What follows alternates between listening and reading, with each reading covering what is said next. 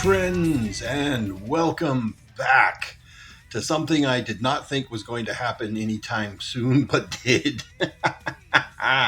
Oh, Grail acquired. So I know it's been a couple weeks since I posted anything. Unfortunately, my air conditioning unit has gone kaput in my apartment, and the apartment complex stuck a window unit right here on the other side of this where I film, and it's loud AF. Um, Thankfully, it's cold out right now, so I shut that crap off so that I could do this. And yes, today we are looking at the G1 Transformers Victory Star Saber. And man, I can't believe that I was able to get one of these, especially so soon after getting this guy over here, and also this guy over here. I did restore him and get the new stickers and everything on him, but and it could be because of what's been going on with the air conditioning unit, because it's put out a lot of humidity into the air. But all of those stickers that I put on, the paint is bubbling and coming off of the sticker itself. You can kind of see here. It's only on this guy. It's only on this guy. None of my other figures are doing this. None of my other Toy Hack stickers or my official stickers. None of them are doing it. Just this one. So I'll have to contact Toy Hacks and see if there's anything we can work out. But yeah, let's take a look here at the box for Star Saber. This thing has been through hell and back. It looks like it was shipped by Walmart. Check out the artwork here. Again, gorgeous artwork. Love it. And you got all your things and stuff. And look. It's got a price sticker on it. 5,500 yen. I don't know how much that was in the early 90s, but as far as today's money, that's like $35. Coming down the side of the box and ripped open and torn up. You can see, tells you everything that it does. Same thing on the back of the box. Got that nice victory artwork right there. Nice images of the product. Now on this side of the box, another great big gaping hole. And on the bottom, nothing really much to speak of there. Now here's everything you get inside of the box, minus the sword. So the sword was missing from this set, but I already had one. So that worked out for my advantage. So full disclosure, this is a bit of a fixer-upper, and I have already been fixer-uppering this thing as we've been going through this, and I'll point out what I've done and what I'm going to do as we go through this. But yeah, in the box, of course, you get Saber here, and you get the V-Star, you get his gun, you get his sword, and you get the core of it all, the Brain Master, the Brain of Courage, or Yuki. And as you can see, even from the images here, and you may not be able to see it so well here, but yeah, he is. I mean, the camera's making him look like he's nice and white, but he is very discolored. Time has played havoc on him. But let's take a close look here at our Brain Master. As you can see, he does have all the sculpted detail. He's supposed to look like Star Saber without the Star Saber mask on, which is how he, looked a lot of times in the show anyway. When he was Star Saber, he'd take the helmet off. And we just have minimal articulation. We do have arms that go forward and back. They're just pegged on. And then we have legs that go forward and back, so he can sit down in the cockpit. Fun, interesting note, he's got these little clips right here on the side. I don't know how well you can see that. these little clips like he's supposed to clip into place, but there is nowhere where these clip into place. So I don't know if maybe that was meant for something else that they just didn't do, or if there's something that they did do and I'm just dumb and don't know it. But anyway, and of course the whole gimmick is that he is the face of Saber. And we'll get to that here in a moment. And for comparison, here he is with the HasLab Saber, who does at least have the painted on detail. You can see how tiny he is there. Here he is with the Masterpiece Brain of Courage. Slightly bigger than the other one. Here he is with the Bootleg. And here he is with the G1 Grimlock, so you can get an idea of how big this guy is. And he's about the size of a Headmaster. Some of the Headmasters were a little bit bigger. He's bigger than a Headmaster Junior, a little bit smaller than some of the main Headmasters, but there you go.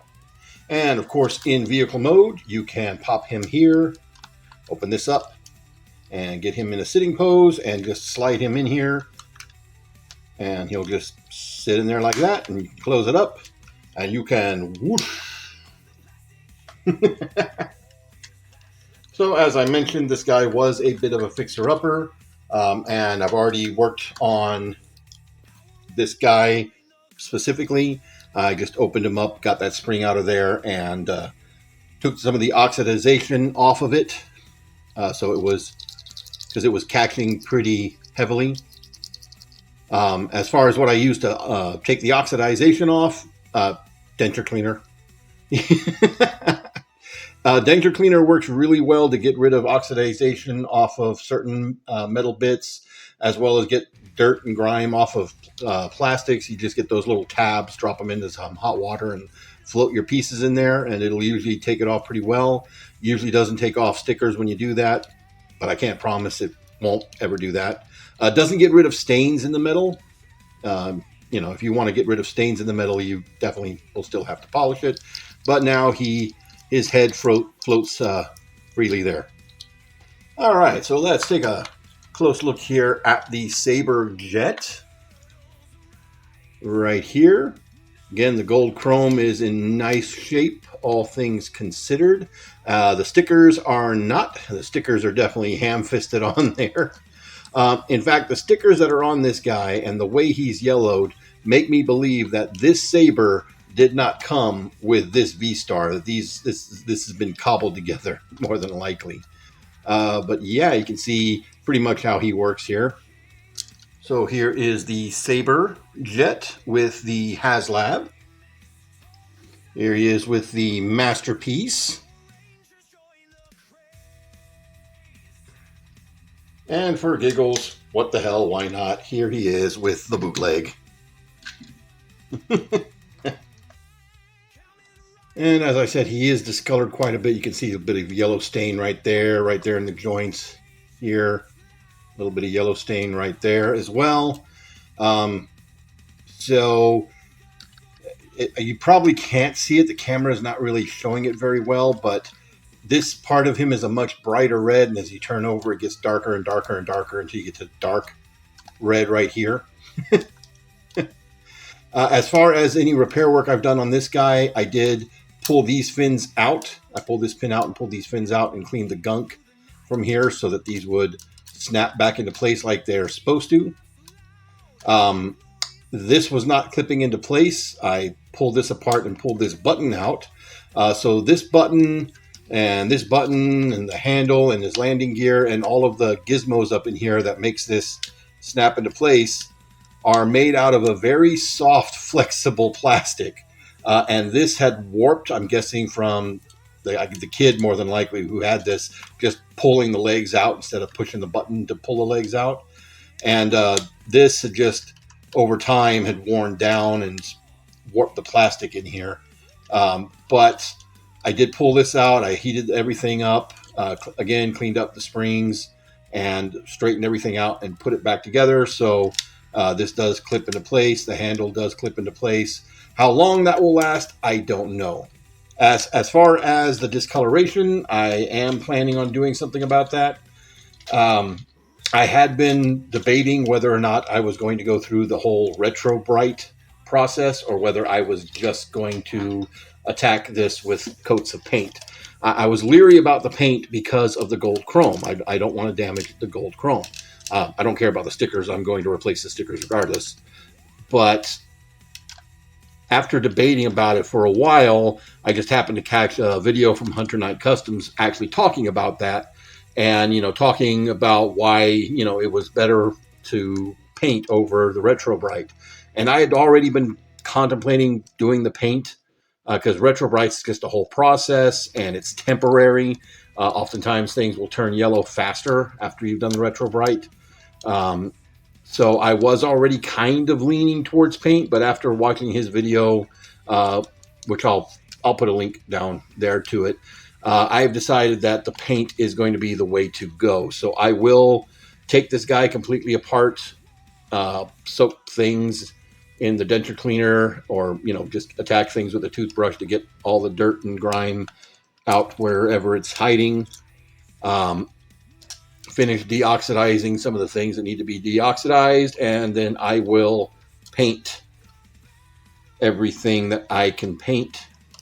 Again, I'm worried about painting right here to try to match that red, but I'll make that work.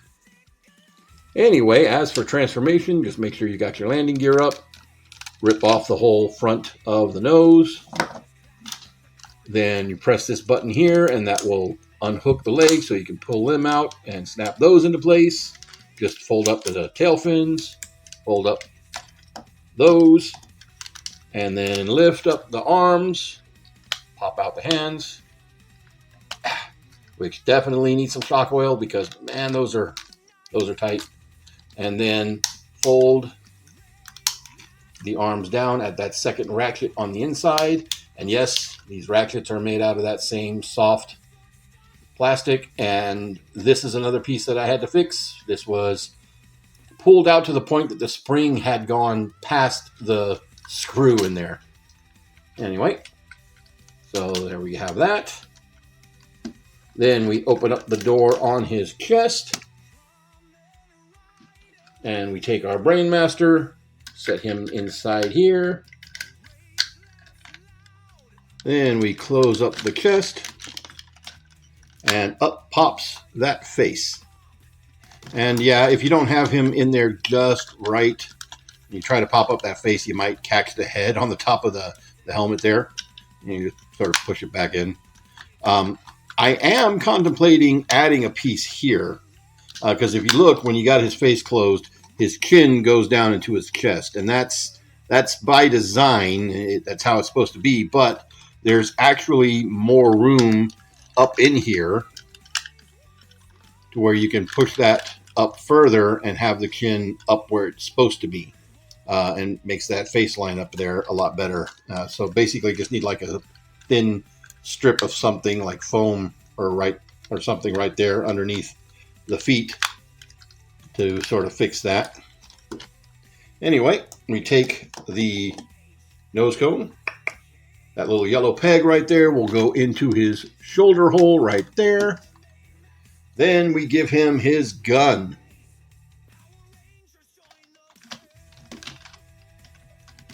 And there we have Saber. Looking like Saber.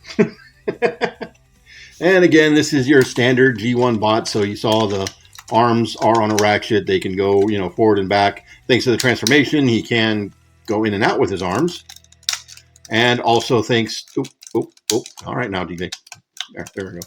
And now also thanks to his transformation, he does have the ability to sit down, as well as bend his legs all the way back and forward and break them at the knees and all that good stuff. And once again, here he is with his masterpiece and his HasLab counterparts here, so you can see how they scale together. Here he is with the bootleg, who's loose as nose cone just went flying.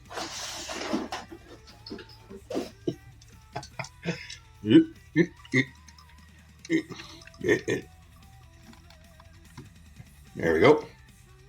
With Victory Leo and with a G1 Grimlock.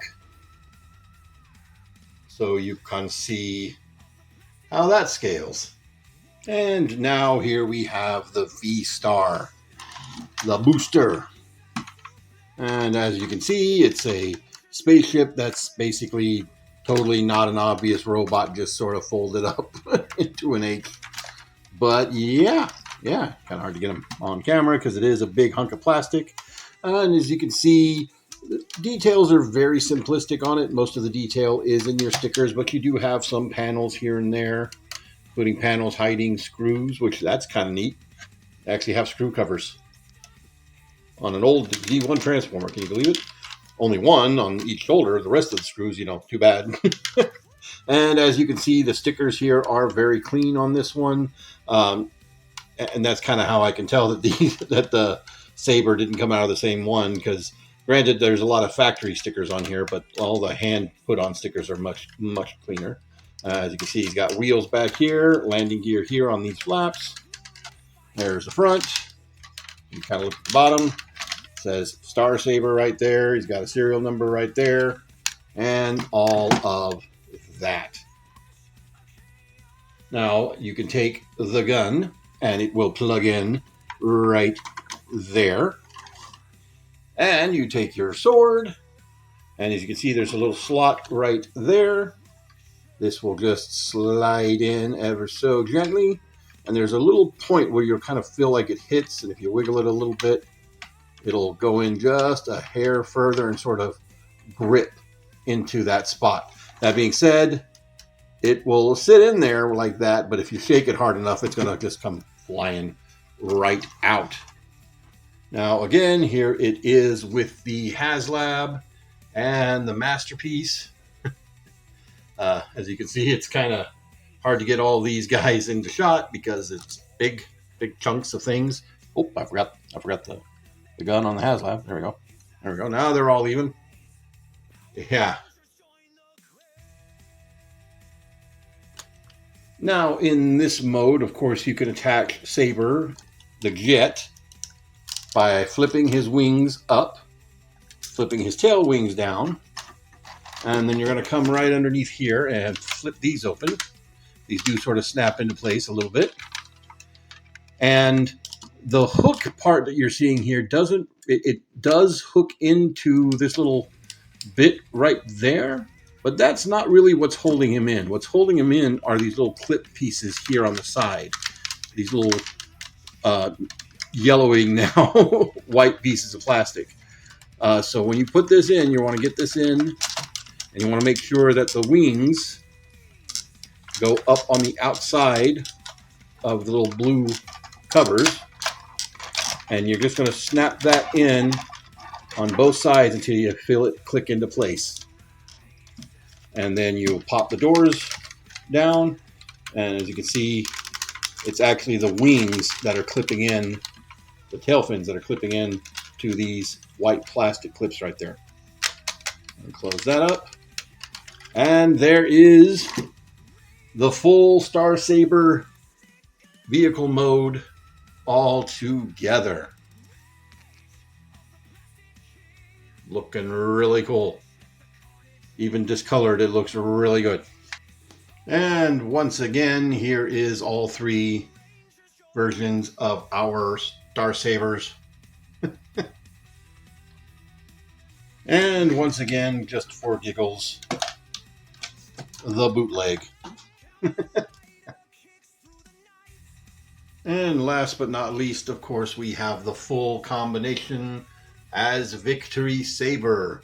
We showed off how to do that in his video with the bootleg, but as you can see here, they are now officially clipped together, and I will say that connection is only barely better than it was on the bootleg. This is a very haphazard connection when it comes down to it, but there it is. One great big giant spaceship made out of robot bits and cat bits. And now the time has come to transform, gattai, and power up. Let's build our Star Saber. So we'll go ahead and take this off, put that to the side, and we'll make like we're going back into jet mode. Only we'll take the legs and flip them up just like so, and flip out the wings just like so, and we'll take that nose cone, flip down the handle, and then we will come in here and slap it over the end of that. Going to do this all official like, and pull that out just like so. All right, so we'll take this, flip down the landing gear,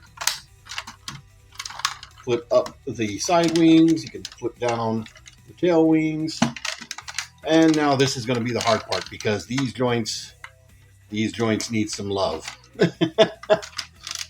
So we'll just unclip this from here, nice tight ratchet there, and a not nice super tight ratchet here. Ooh, oh, scary. Super scary.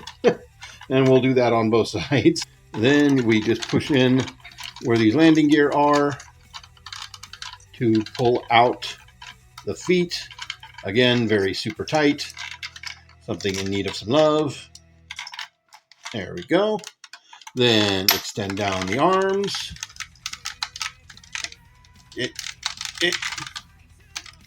Yeah. Then we'll take Saber, and he will plug in right here. If you want to make things a little easier, you can push in on the button right there to put that latch where it needs to be to latch in. Pull those in.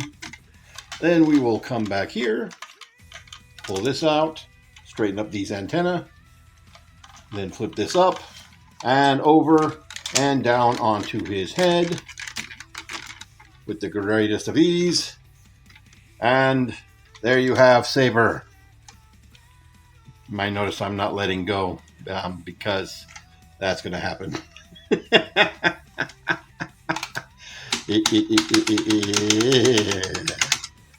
So unfortunately, yeah, that's another point that needs some love here.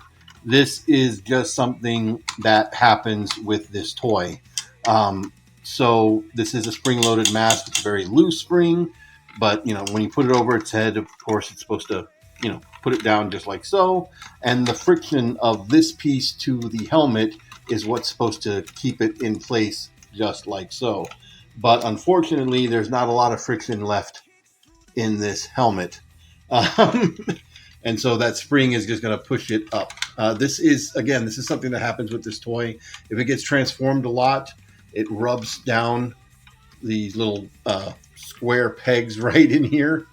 But also you can sort of see where this red piece right here isn't quite lining up. That's the one that's got the reinforcement on it, and that's what helps keep it straight. It's warped over time, sadly.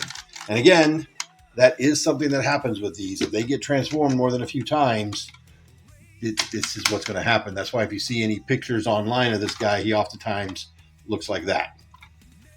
So just so you know. And we'll talk about what I'm doing with that here in a minute. But you can just plug his sword into his hand. If you really want to, you can, of course, take his gun, put it in his other hand. I really don't want to bend that elbow at the moment. And there you have our Star Saber with his face trying to stand at attention.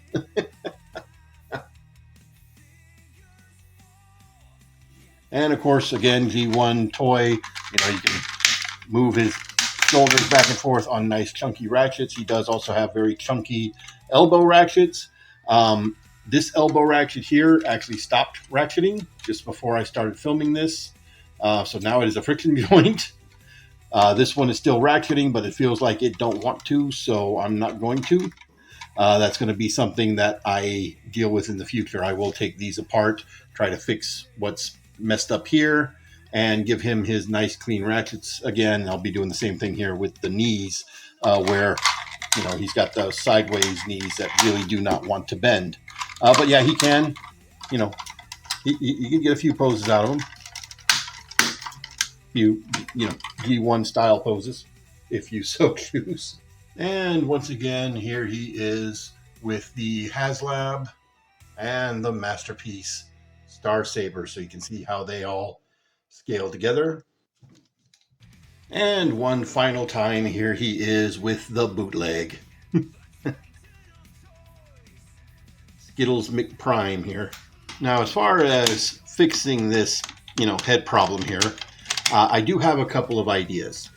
So two different ideas that I have. I'm not sure which one I will try first. One, which would probably be the simplest and the least invasive, is to build up a few dabs of hot glue in here underneath these screws, which hold on the antennas, to basically create a friction pad that should have enough friction on the sides of the head to hold this head in place. The other idea that I have, and this one's a little bit more invasive and a lot more creative.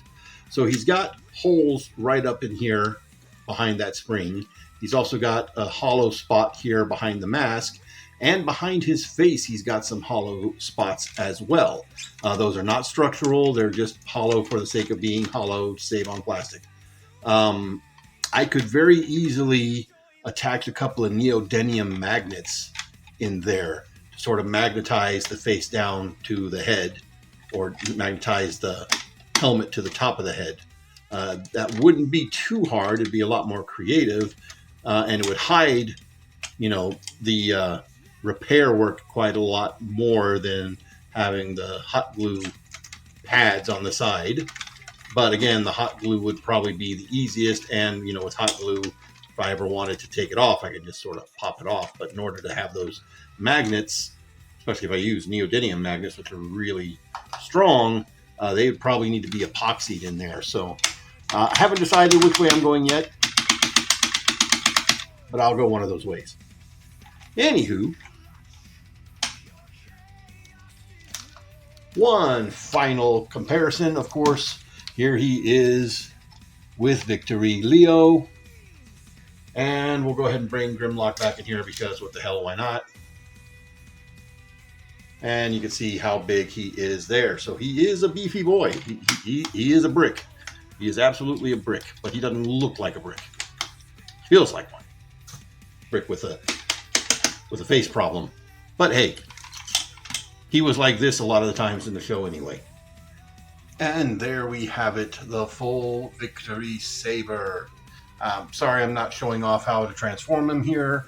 I kind of already showed that off with Victory Leo himself, and this video is going to be long enough as is, all things considered. Also, you can use the sides of the cannons here to hold his head in place. So, hey, it's a cheat, but it works. And now here he is with the only other Victory Saber that I own, which is the HasLab. I'm sorry, I don't have the Robot Masters one anymore, and I don't have any of the third-party Victory Leos that were made to combine with the Masterpiece. And just for scale onto how big this guy actually is, there's Grimlock being an ankle biter. There's no new articulation or anything here. It's just the exact same, just now with more bulk, because he's got an entire different robot as a pair of boots and a backpack. Gotta love that combining scheme of just turning into a pair of boots and a backpack. But yeah, very, very cool. I am very happy to have this. I've got a lot of work to do on him, and I may catalog the things that I'm doing as I do them, just to keep everybody apprised. But yeah, I mean, this was one of my grails for a long time. Pretty much all of the Transformers Victory cast is toys that I want that are going to be super expensive and next to impossible to get, especially the original Lio Kaiser due to gold plastic syndrome. But yeah, I mean, this is the guy. This right here is the actual robot that launched the Brave series, for those that don't know.